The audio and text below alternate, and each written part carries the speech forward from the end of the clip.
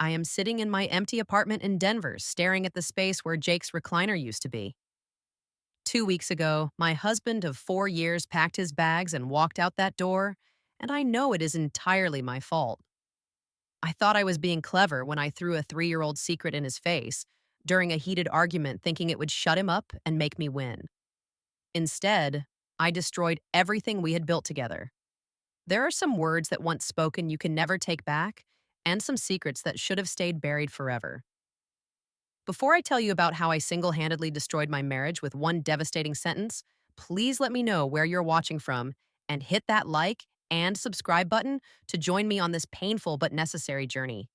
Because sometimes our biggest mistakes teach us the most valuable lessons about who we really are and what we are capable of becoming. Jake and I had been together for 8 years, total married for 4 of those years. We met in college and built what I thought was a solid life together here in Denver, Colorado. He worked as a software engineer for a tech startup, while I managed marketing campaigns for a mid sized advertising firm. Our life was comfortable, predictable, maybe even a little boring, if I'm being honest. We had our routines, our weekend Netflix marathons, our discussions about buying a house, and maybe starting a family in a few years. Looking back now, I can see that we had fallen into that comfortable rut that many couples experience. We loved each other, but the passion had settled into something more like companionship. We were roommates who happened to be married, going through the motions of a relationship without really connecting on that deeper level we used to have. Not that either of us complained about it. We thought this was just how marriage evolved, how love matured into something more stable and less intense. The infidelity happened 3 years ago during a company conference in Austin, Texas.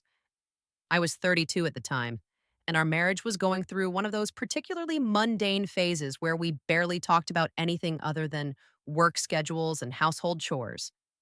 The conference was supposed to be a welcome break from routine, a chance to network and learn new marketing strategies. That is where I met Marcus. He was 24, a summer intern from our Chicago office who had just graduated from Northwestern with a marketing degree. Everything about him was the opposite of my predictable life with Jake. He was energetic, ambitious, full of ideas and dreams about changing the advertising world. He had this infectious enthusiasm that reminded me of who I used to be before I got comfortable and complacent. The first day of the conference, we ended up sitting together during the keynote presentation. He made these witty comments about the speaker that had me laughing harder than I had in months. After the sessions ended, a group of us went to the hotel bar. One by one, people filtered back to their rooms until it was just Marcus and me sitting in a corner booth, talking about everything and nothing. I should have gone back to my room when the others left. I should have remembered that I was a married woman who had promised to be faithful to her husband. Instead, I ordered another glass of wine and let myself get lost in the attention from this attractive young man who made me feel interesting and desirable again. The alcohol made everything feel less serious, less consequential. When Marcus suggested we continue our conversation in his room, I knew exactly what he was really suggesting. I knew it was wrong. I knew it would hurt Jake if he ever found out, but in that moment, I chose the excitement over my marriage vows. What happened in that hotel room was exactly what you would expect. It was passionate, reckless, and completely out of character for me. The guilt hit me immediately afterward, like a physical weight pressing down on my chest. I snuck back to my own room before Dawn, showered until my skin was raw, and tried to convince myself it had been some kind of alcohol induced dream. Marcus tried to contact me a few times after the conference, but I shut down all communication. He was transferred to a different department shortly after, and I never saw or heard from him again. I convinced myself that what happened in Austin would stay in Austin, that it was a one time mistake that did not define me or my marriage. For 3 years, I carried that secret like a stone in my stomach. There were moments when the guilt almost overwhelmed me, usually when Jake would talk about trust and honesty, or when we would lie in bed making plans for our future. But I had become skilled at pushing those feelings down, at rationalizing my decision to keep quiet. I told myself that confessing would only hurt Jake unnecessarily, that it would destroy our marriage for no good reason, since I had no intention of ever cheating again. I convinced myself that keeping the secret was actually the more loving choice, that I was protecting him from pain that would serve no constructive purpose. The irony is that our relationship actually improved after Austin. My guilt made me more attentive to Jake, more affectionate, more invested in making our marriage work. I was overcompensating, trying to balance the scales of my betrayal with extra kindness and dedication. Jake never questioned this positive change. He just enjoyed having his wife back from whatever funk she had been in. That all changed on a Friday night in March. Jake came home late from a work happy hour, which was unusual for him. He was typically the type to come straight home after work, preferring our quiet evenings together to socializing with colleagues. But his company had hired several new people recently, and his manager had been encouraging team bonding activities. When he walked through the door around 9:30, I could smell the beer on his breath and see the relaxed smile that comes from an evening of good company. He was in an unusually chatty mood, telling me about the conversations he had with his coworkers, the office gossip he usually ignored, and the plans they were making for a weekend team building event. Then he mentioned Sarah, a new software developer who had joined his team the month before. He described her as funny and smart, someone who brought fresh energy to their usually quiet office environment.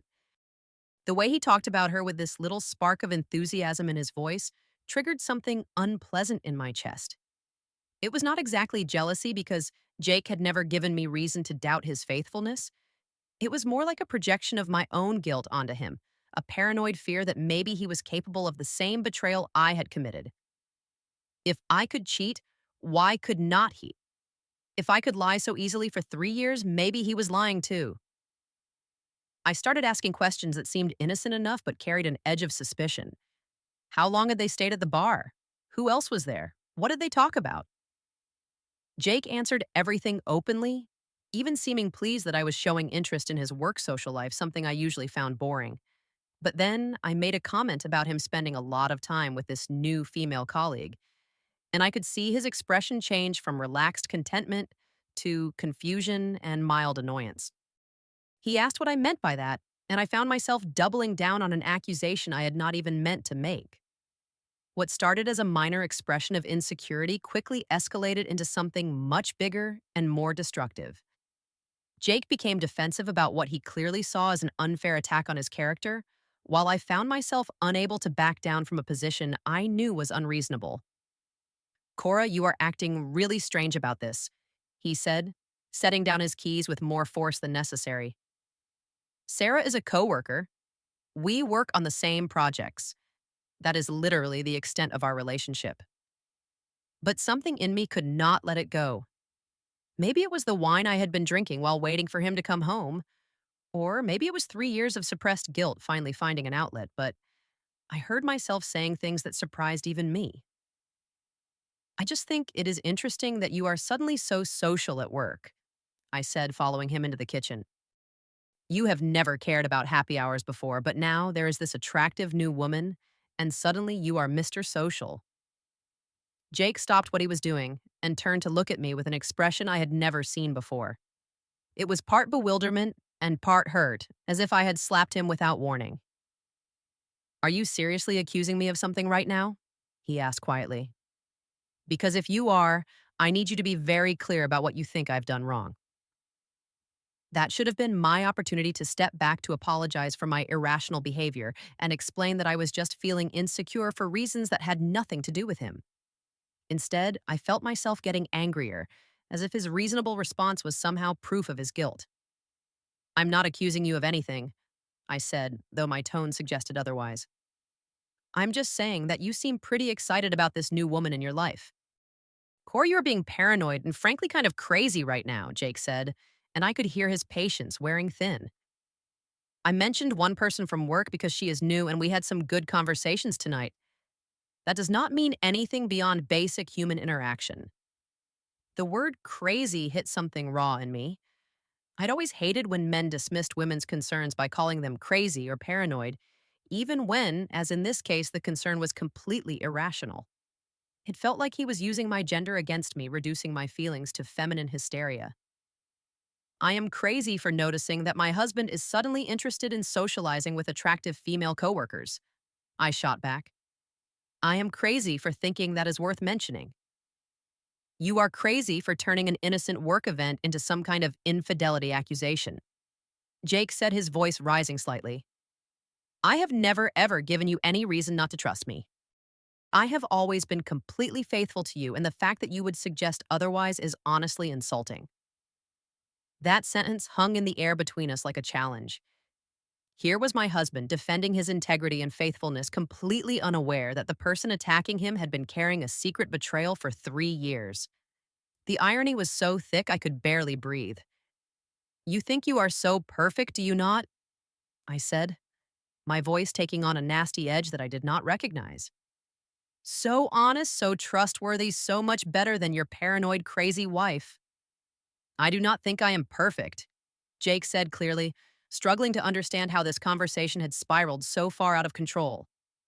But I do think I can look you in the eye and honestly say that I have never betrayed you or our marriage. Can you say the same? And there it was. The question that I had been dreading for 3 years, the one that would require me to either lie directly to his face or admit what I had done. In my anger and wounded pride, I chose the most destructive option possible. Well, I cannot say the same about myself, I heard myself saying as if the words were coming from someone else's mouth. Jake stopped talking mid-breath. The kitchen fell completely silent except for the hum of the refrigerator and the distant sound of traffic outside our window. I watched his face transform from anger to confusion to the dawning realization that I had just admitted to something unthinkable. What did you just say? He asked quietly, his voice barely above a whisper. I knew I should take it back, should laugh and claim I was just being dramatic, should do anything to stuff those words back into my mouth. Instead, my pride and anger made me double down on the most destructive confession I could have made. You heard me? I said, meeting his eyes with a defiance that masked my growing panic. Austin conference 3 years ago. Marcus from the Chicago office. So maybe you should get off your high horse about being so perfect and faithful. The silence that followed was unlike anything I'd ever experienced. It felt like the air itself had been sucked out of the room, leaving us both gasping in the vacuum of what I had just revealed. Jake's face went through a series of changes that I will never forget. First confusion, as if he could not quite process what I had said. Then disbelief, his brain rejecting information that did not fit with his understanding of our marriage. Finally, a kind of devastation that seemed to age him 10 years in 10 seconds. You are lying, he said finally, though his voice lacked conviction. You are just trying to hurt me because you are angry about something completely unrelated. I wish I was lying, I said, and the coldness in my own voice shocked me. Where had this cruel person come from? When had I become someone who could deliver devastating news with such calculated brutality? Jake sat down heavily in one of our kitchen chairs as if his legs could no longer support him. He stared at me for a long moment, and I could see him trying to reconcile the woman standing in front of him with the wife he thought he knew. When? He asked quietly. I already told you. Austin conference 3 years ago. How? The word came out strangled as if he could barely force it past his lips. Does it matter how we were at the hotel bar after the conference events? We talked, we drank, one thing led to another. Why? This question came out as barely a whisper, and I could see tears forming in his eyes. I do not know, I said, which was both true and completely inadequate. I was drunk, he was attractive, it just happened. Jake put his head in his hands and sat there for several minutes without speaking. When he finally looked up, his eyes were red and his expression had hardened into something I'd never seen before. 3 years, he said. 3 years you have been lying to me every single day. I was not lying every day. I protested, though even as I said it, I knew how weak it sounded. I just did not bring up one mistake. Every morning you woke up next to me and did not tell me was a choice. Jake said, his voice getting stronger and angrier. Every time you said you loved me, every time we talked about our future, every time we were intimate, you were living a lie. I wanted to argue with him to point out that my feelings for him were genuine, even if I had made one terrible mistake. But something in his expression told me that anything I said would only make things worse. What else? He asked suddenly. What other lies have you been telling me? Nothing else, I said quickly. He said. It was one night with one person. It never happened again. How do I believe that? Jake asked, and I could hear the desperation in his voice. How do I believe anything you say ever again? If you could hide something this big for 3 years, what else are you hiding? I tried to reassure him to convince him that this had been an isolated incident born of a moment of weakness and poor judgment. But Jake was no longer listening to my explanations. He was caught in a spiral of questions that seemed to be tearing him apart from the inside. Did you think about him when you were with me? He asked. Did you compare us? Did you laugh about how stupid I was, how naive? No, I said firmly. It was not like that at all. You have to understand it meant nothing. He meant nothing. You mean everything to me. If I meant everything, you would not have done it, Jake said simply. And you sure as hell would not have hidden it from me for 3 years. That night, Jake slept on the couch. I lay awake in our bed listening to him toss and turn in the living room and tried to process what I had done. In the span of one conversation, I had destroyed the foundation of trust that our entire marriage was built on. But even then, I was not fully grasping the magnitude of my betrayal. I was still thinking about it in terms of one drunken night. 3 years ago, not understanding that from Jake's perspective, the real betrayal was the daily choice to lie that I had made every day since Austin. The next few days were a nightmare of repetitive conversations that went nowhere. Jake would ask me questions about that night, about my motivations, about how I could have lived with the secret for so long. I would try to explain to minimize to help him understand that it had been a meaningless mistake that did not reflect my true feelings about our marriage. But every answer I gave seemed to make things worse. When I said it meant nothing, Jake heard that I had risked our marriage for something I did not even care about. When I said I was drunk, he heard me making excuses instead of taking responsibility. When I said I loved him, he heard lies and manipulation.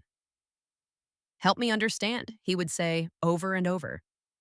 Help me understand how the woman I married could lie to my face every single day for 3 years.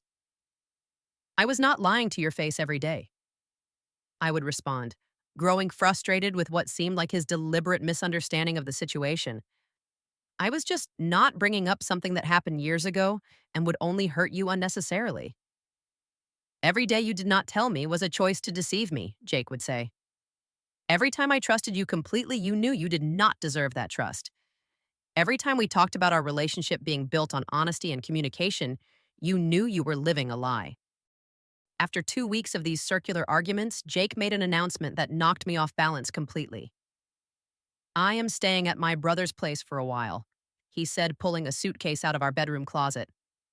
I need space to think, and I cannot do that when I am looking at you every day. You are leaving? I asked, incredulous. Over something that happened 3 years ago. I am leaving because of the 3 years of lies, Jake said quietly.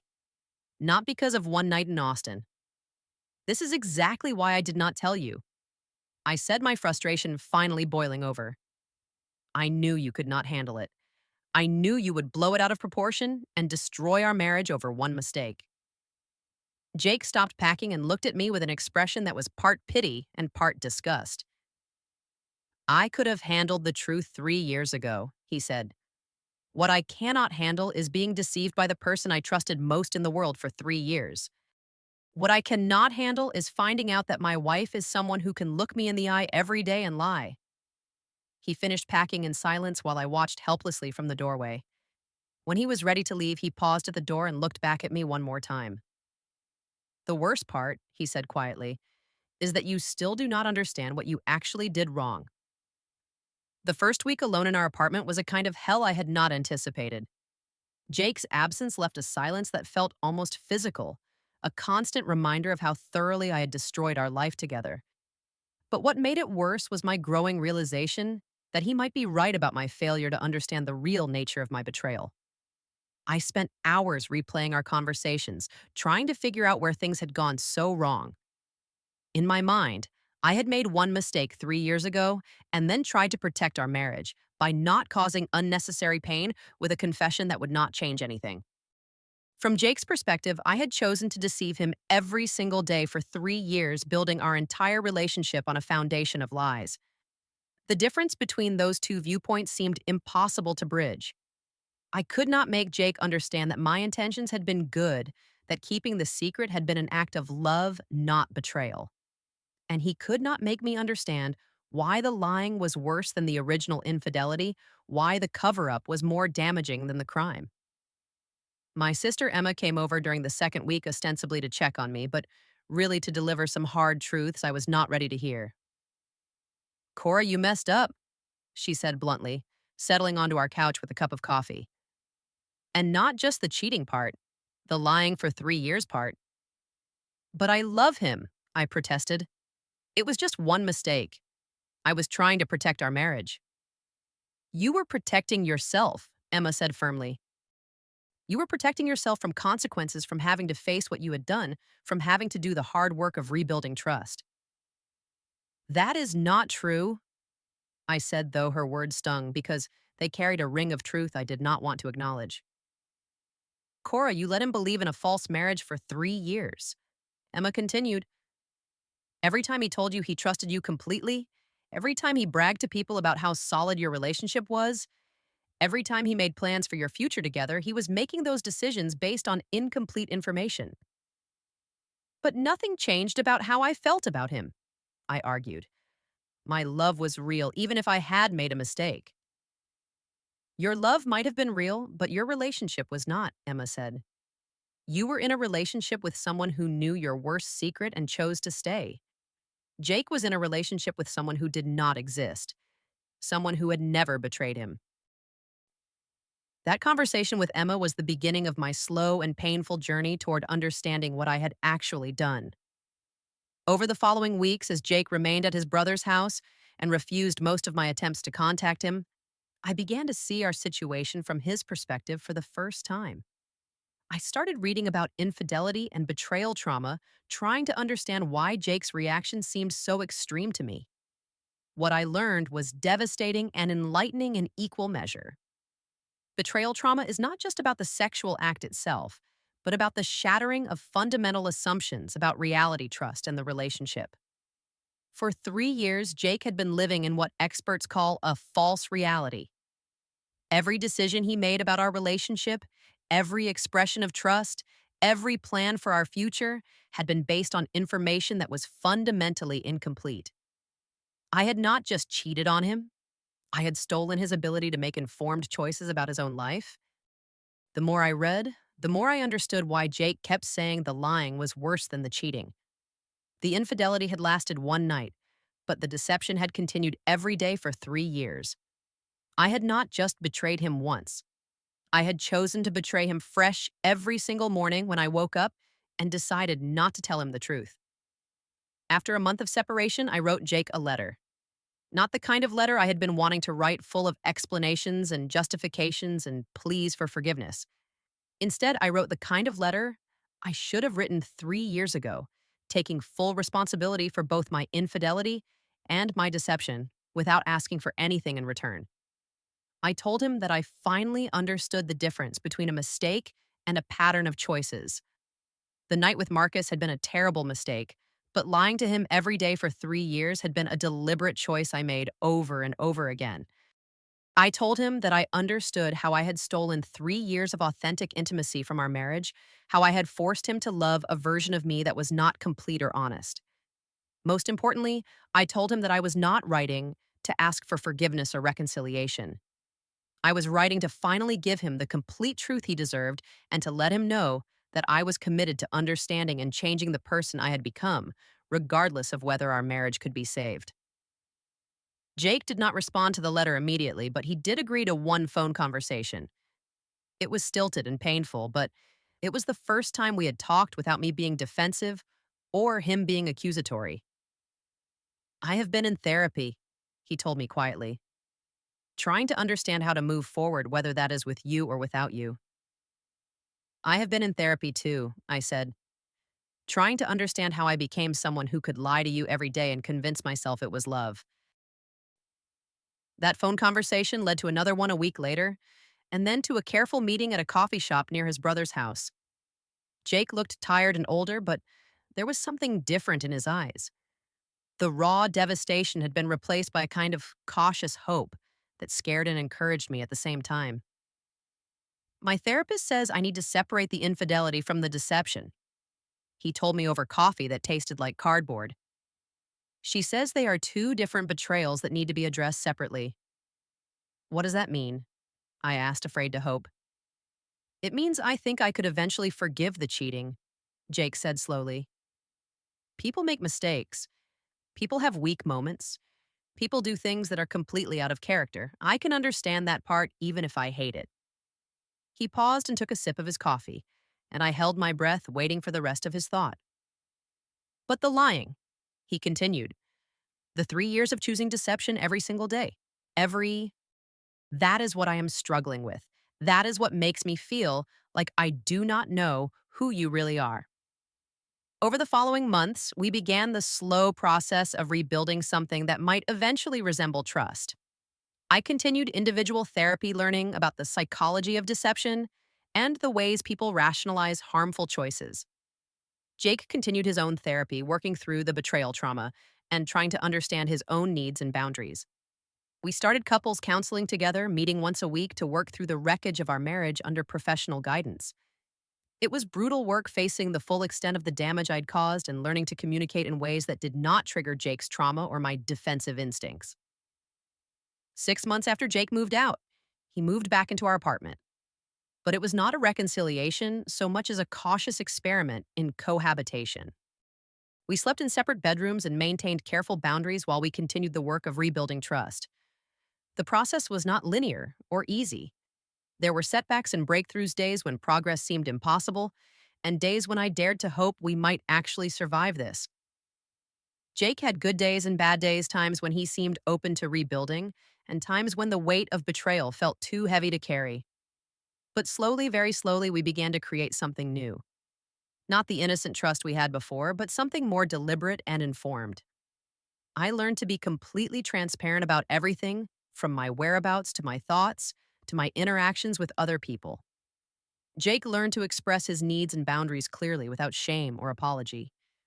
The transformation I went through during those months of separation and therapy was profound and painful. I had to face the uncomfortable truth that I had become someone I did not recognize, someone who could compartmentalize and rationalize and deceive the person I claimed to love most. In therapy, I learned about the psychological mechanisms that had allowed me to carry such a huge secret for so long. I learned about cognitive dissonance, the way people can hold contradictory beliefs without feeling the contradiction. I had genuinely loved Jake while simultaneously betraying him, and I had convinced myself that these two realities could coexist without conflict. I also learned about the way deception changes the deceiver, not just the deceived. For 3 years, I had been carrying the stress of maintaining a false reality, even if I had not been consciously aware of that stress. It had affected my sleep, my mood, my ability to be fully present in my relationship. The secret had been poisoning our marriage from the inside, even before Jake knew it existed. The hardest part of therapy was confronting the selfishness that had motivated my choices. I had told myself that keeping the secret was protecting Jake. But the truth was that I was protecting myself from consequences, from having to face his pain, from having to do the hard work of rebuilding trust. When I finally understood this, really understood it, at a visceral level, I made some important changes in my behavior. I started volunteering at a support group for people who had been betrayed by their partners, not to assuage my guilt, but to better understand the impact of my choices from the victim's perspective. Listening to other betrayed spouses tell their stories was devastating and educational. I heard the same themes over and over: the shattering of fundamental assumptions about reality, the questioning of every memory and interaction, the profound loneliness of being betrayed by the person you trusted most. I began to understand that betrayal trauma is not just about hurt feelings or damaged pride. It is a form of psychological injury that affects the victim's ability to trust their own perceptions, to feel safe in intimate relationships, to believe in the fundamental goodness of the person who hurt them. Armed with this deeper understanding, I was able to approach my relationship with Jake from a completely different perspective. Instead of asking him to get over it or move on, I began to understand that healing from betrayal trauma takes time and requires specific conditions to occur. Jake needed complete transparency, not because he was being controlling or paranoid, but because transparency was the only way to rebuild the trust that had been shattered. He needed me to understand and acknowledge the full extent of my betrayal, not because he wanted to punish me, but because genuine accountability was necessary for healing. Most importantly, he needed to see that I had fundamentally changed as a person, that I had done the internal work necessary to ensure that this kind of betrayal could never happen again. The changes I made were not superficial or temporary. I restructured my entire approach to relationships, communication, and personal integrity. I gave Jake complete access to my phone, my computer, my whereabouts, not because he demanded it, but because I wanted to demonstrate my commitment to transparency. When a male colleague invited me for drinks after work, something that would have seemed innocent before I immediately told Jake about the invitation and asked him how he would feel about me accepting. When I traveled for work, I checked in regularly and shared my schedule in advance. When I found myself in situations that might trigger his anxiety, I proactively addressed them before they became issues. These changes were not burdensome or controlling because they came from my genuine understanding of what trust requires. I had learned that trust is not just about not cheating. It is about being someone who can be counted on to prioritize the relationship and the partner's well being in every decision. After 8 months of therapy and careful rebuilding, Jake and I had a conversation that marked a real turning point in our recovery. "I think I am ready to forgive you," he said one evening as we sat on our couch maintaining the careful physical distance that had become our norm. "Not because you deserve it, but because I deserve to be free from the anger and resentment." "What does that mean for us?" I asked, afraid to hope for too much. "It means I am choosing to believe that the person you are now is not the same person who betrayed me," Jake said. "It means I am willing to build something new with this version of you, even if I can never fully trust the old version again." We did not have some magical moment where everything went back to normal. There was no movie style reconciliation scene where we fell into each other's arms and promised to never speak of it again. Instead, we continued the slow, deliberate work of rebuilding intimacy and trust. But there was something different after that conversation, a lightness that had not been there before. Jake seemed less burdened by the weight of betrayal, and I felt less crushed by the weight of guilt and shame. We were both free to focus on the future instead of being trapped in the past. One of the most important things I learned during this process was the difference between secrets and privacy. For 3 years, I had convinced myself that keeping my infidelity secret was just a form of privacy, that some things were better left unsaid.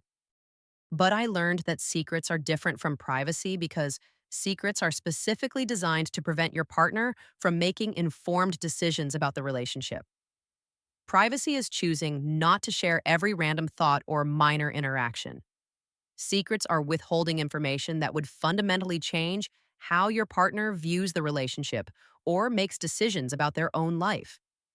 The night with Marcus was not private information. It was a secret that had the power to change everything Jake thought he knew about our marriage. A year after our separation, Jake and I renewed our wedding vows in a small ceremony with just our immediate family present. It was not about erasing the past or pretending the betrayal had never happened. It was about acknowledging that we were different people, making a new commitment based on complete honesty and genuine understanding of what marriage requires. The vows we wrote were different from our original ones. Instead of promising to love and cherish in sickness and health, we promised to be completely honest, even when it was difficult to prioritize the relationship, even when it required sacrifice, and to never again choose comfort over courage when it came to protecting our bond. Looking back now, I can see that our marriage is stronger than it was before, not because betrayal somehow improved our relationship, but because we rebuilt it on a foundation of authentic intimacy instead of comfortable assumptions. We know each other completely now, including the worst parts, and we have chosen to love each other anyway. The person I am today is fundamentally different from the person who cheated in Austin and lied for 3 years. I learned that integrity is not about being perfect. It is about being honest about your imperfections and taking responsibility for the impact of your choices on others. I learned that love is not just a feeling. It is a series of choices you make every day about how to treat the person you claim to care about. Real love requires courage, the courage to be vulnerable, to tell difficult truths, to face consequences, and to change when change is needed. Most importantly, I learned that trust is not about believing your partner is incapable of betrayal. Trust is about believing that your partner will choose the relationship over temporary temptations, that they will be honest with you even when it is difficult, and that they will take responsibility for their mistakes instead of hiding them. The woman who threw a devastating secret in her husband's face during a heated argument was someone who had lost sight of these fundamental truths about love and relationships. She had become someone who chose comfort over courage, self protection over genuine intimacy, and pride over accountability. But that woman no longer exists. In her place is someone who understands that the person you become when no one is looking is the person who will show up in your most important moments. Someone who knows that what your partner does not know will not just hurt them if they find out, it will fundamentally change who you are and how you show up in the relationship. Some people say that what your partner does not know will not hurt them, but that is only true if they never find out. What they do not know will definitely hurt you because secrets have a way of changing us from the inside out, making us into people who are capable of deception and betrayal. The most painful lesson I learned is that once you become someone who can lie to the person you love most every day becomes a choice between courage and comfort, between integrity and self-protection. And if you choose comfort and self-protection often enough, you wake up one day to discover that you have become someone you do not recognize. But the most hopeful lesson I learned is that it is never too late to choose courage, to choose honesty, to choose the harder path that leads to genuine intimacy and authentic love. It is never too late to become the person your partner deserves and the person you want to be.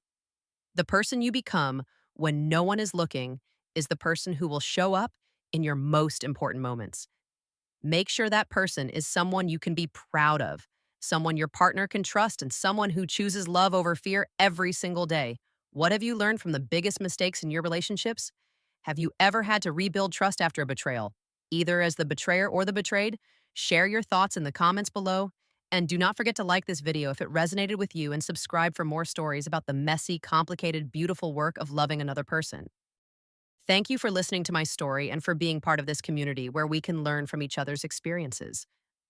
I hope your own journey toward authentic love and genuine intimacy is filled with more courage than comfort, more honesty than convenience, and more growth than perfection.